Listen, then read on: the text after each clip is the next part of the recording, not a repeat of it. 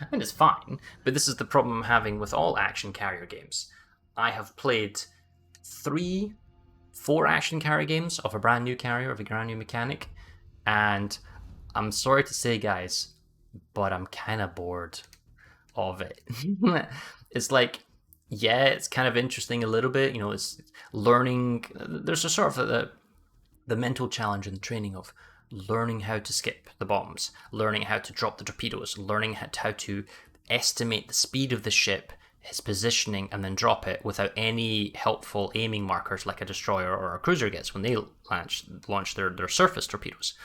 And if you really nail that, you could probably make a lot of good use of this ship. And then there is that sort of academic challenge, which I enjoy. And then because of the higher alpha strike and the better, or it's like the skill ceiling and the skill floor are a little bit higher because your ability to get a good hit if you're really good is nice. It's challenging about the ship, but ultimately it's still action carrier. And after 3 or 4 games of action carrier, I have to stop myself from yawning because it's kind of just repetitive and lame, unfortunately. So I like the Issei though because it's a mixture. I get it, it's a little bit of counter striking and there's a little bit of BB play and you play ranked and whatnot. And that's just more enjoyable. But I don't know. Is that just me? Does anyone enjoy playing action carrier for? I mean, let's remember when I played RTS and I was streaming heavy, in days gone by, I was streaming 8 hours a day, and I could quite happily play carriers, RTS carrier, for up to 8 hours a day and not get too bored. It was always mentally a challenge and an interesting gameplay because there were so many layers of the onion when it came to playing RTS carrier when you came across good opposition. Here, I couldn't give a crap who the enemy Lexington is. We literally don't pay attention to each other. I'm not protecting my guys, he's not protecting his guys, he goes and does whatever the hell he wants. It's just,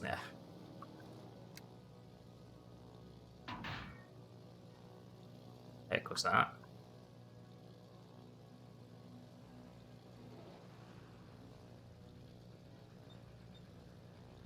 Something over there? Alright.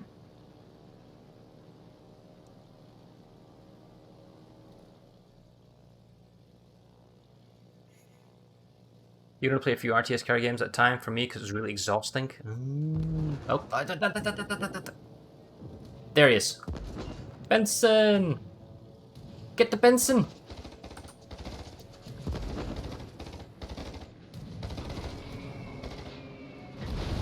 Oh!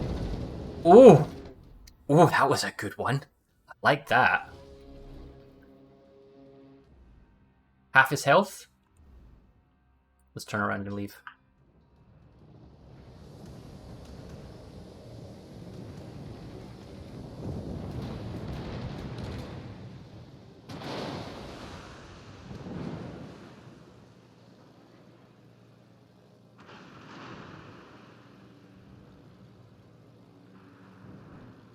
What's a Kitakaze there as well?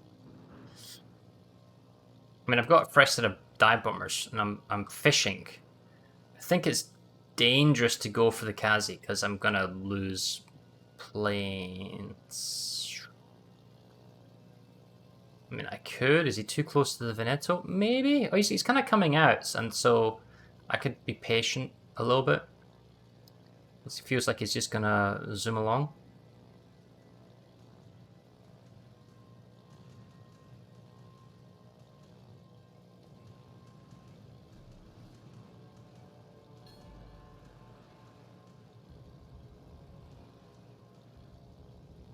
Where are you? Oh, there he is. Zoom, zoom, zoom, zoom. Going for this guy. Oh, crumbs! I overdid it. I so overdid it. I wiggled the mouse a little bit, and then I was going left, left, left, a little bit right, and then it went whoa, and I was like, oh, that's crap, that's just shocking. Ah, okay. Let's turn back around again. And what should we do? Should we try and harass the Benson again, maybe? Yeah, maybe do that. Maybe we should just fire torps into them or something. Try that dive bomber again, maybe. I think Storm's a little bit too close to the enemy team all by herself. Oh. Okay, well, fine.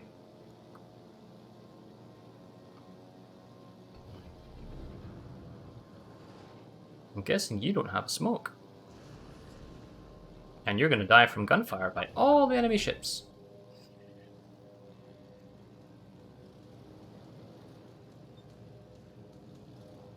Oh, there's the Benson.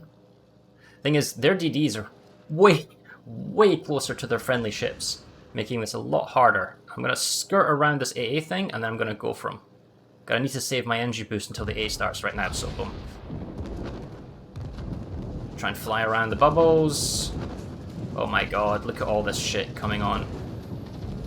Yeah, it's like... it's fuck's sake. Okay, that's a waste of my time. So that's the difference. Their DDs are next to their battleships. Our two battleships are just legging it and not fighting on the front. So, and that makes it harder for Storm to do anything. So I'm just going to go back to torpedo bombers. So either you have time to aim, start it before the reticle's on the DD. Before the reticle? Yeah, fair enough. But in this instance, there's just too much condensed AA. And honestly, look, there's like a beef bourguignon over here by himself. So I really should maybe try and harass him or whatever, you know, rather than going after like the lump of units.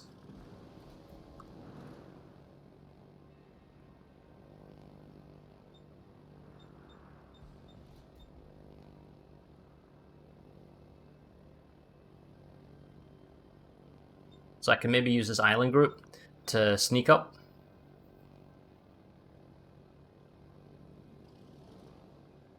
Oh, he's kind of pulling away though. And the activation time on that island is kind of crap. I think... oh, I could wait for him to pass it though. His A is going to fire over it though. He's running away at full speed, he's got nothing to focus on. Oh, whatever.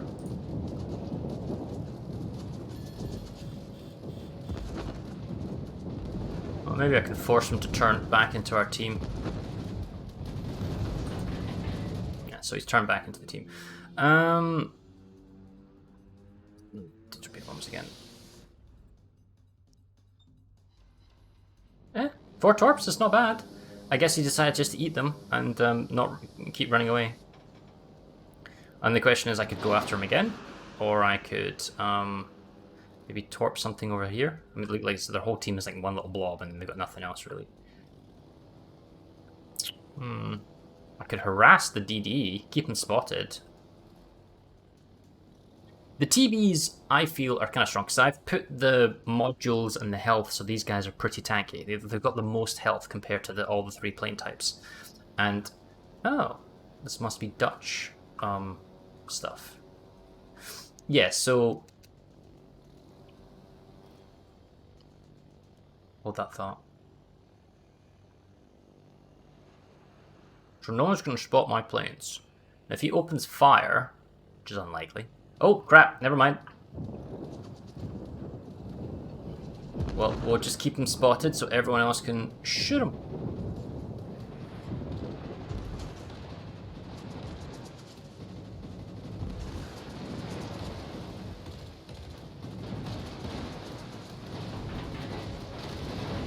There's a nice widespread. So he's... oh, I was spotting him though. And, well, I hope they can still see him.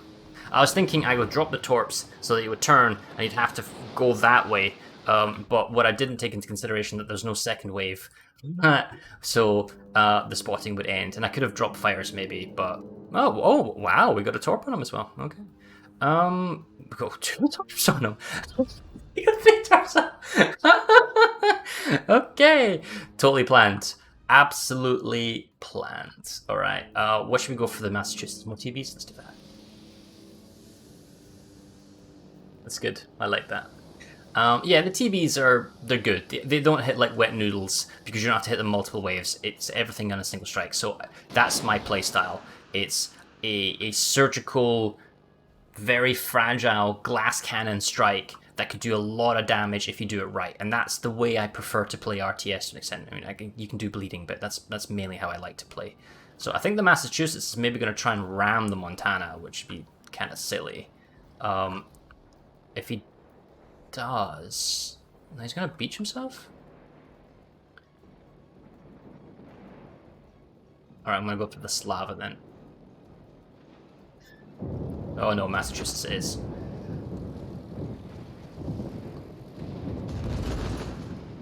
Oh, changing my mind.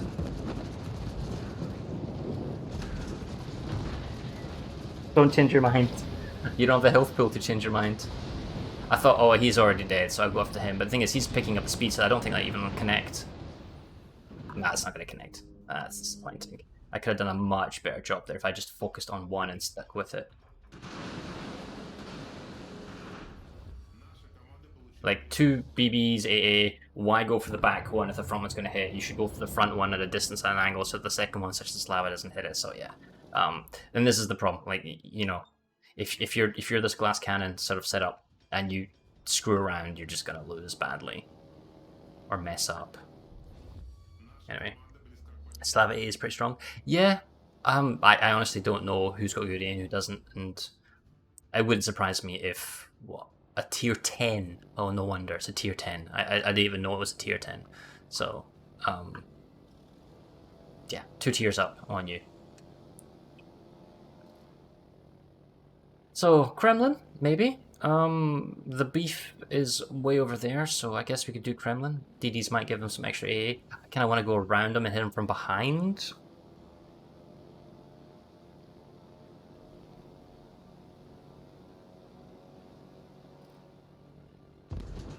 What?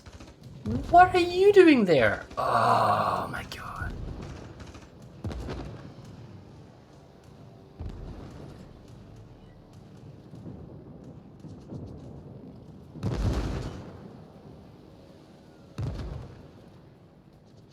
Well, I call BS. I'm gonna have to drop, like, as soon as they lay him up. Oh, I just dropped now, whatever. It's just like... Yeah, so if you know where the enemy is with this ship, it's pretty decent. But if you get surprised by them, and it's not dive bombers, oh my god. Like, the whole wave was just ruined. The whole strike was a waste. Because the destroyers just passive AA, and that's with the armor reduction and the flak reduction and the extra health with the special Russian captain that has the extra survivability, just comes into play. And, oh wow. Not bad. We hit him. Lol. Anyway, as we were saying, it's yeah. Need to make more use of skip bombers. Yeah, skip bombers is definitely further away. That's for sure.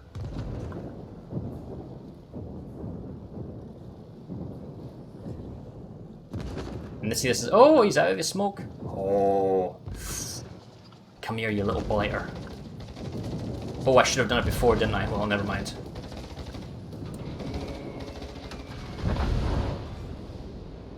Ah, suck it.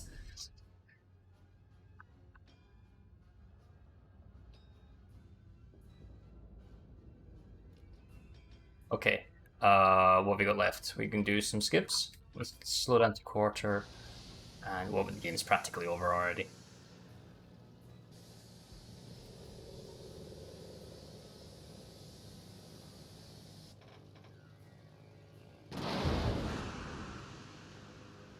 He's probably gonna die to torps, actually, isn't he? Look at him.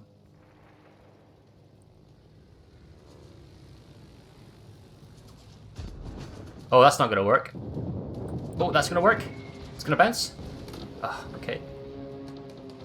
Kill secure, maybe? No, it's 10k is too much. Oh wow, that big leaf scratched him.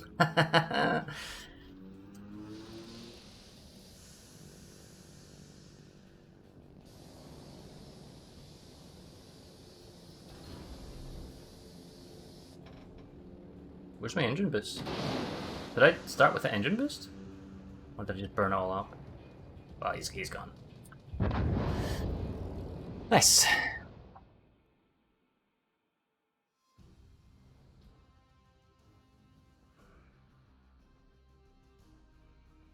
mean, it's not bad. I mean, we didn't I'd really do that much.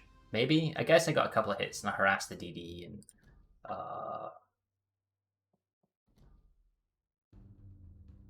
yeah, so I killed him. Yeah, actually I killed 2 destroyers. Yeah. A little bit of battleship harassment, but that was nothing. But Yeah, the random triple torp on him, and then that double dive bomber at the start and at the end from this guy. Oh, that's not so bad, isn't it?